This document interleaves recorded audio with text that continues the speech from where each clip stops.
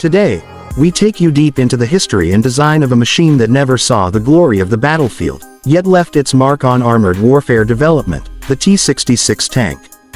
Born in an era when the world's militaries were pushing the boundaries of armored design, the T66 was America's experimental leap into creating a more versatile and mobile armored platform in the post-World War II years. It was a time when lessons from Europe's battlefields were still fresh, and the Cold War was already shaping the way nations thought about tanks. The T66 emerged from a pressing need. The United States Army wanted something faster than the heavy tanks of the past, but still with enough firepower and armor to stand its ground against potential Soviet armor. Engineers took this challenge seriously, crafting a vehicle that stood apart from the M26 Pershing and M46 Patton series, aiming for a balance between speed, protection, and mechanical reliability. One of the defining features of the T66 was its lighter weight compared to contemporary heavy tanks. This reduction in mass gave it agility on the battlefield, allowing it to maneuver in terrain where heavier tanks struggled.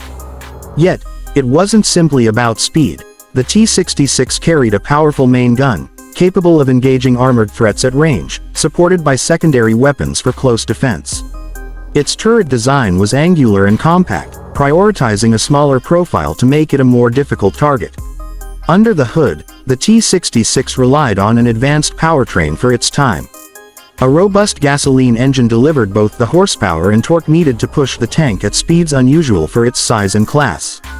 This power, paired with a torsion bar suspension system, meant the T66 could handle rough ground with a surprising degree of stability, giving its crew a smoother ride and better firing accuracy on the move.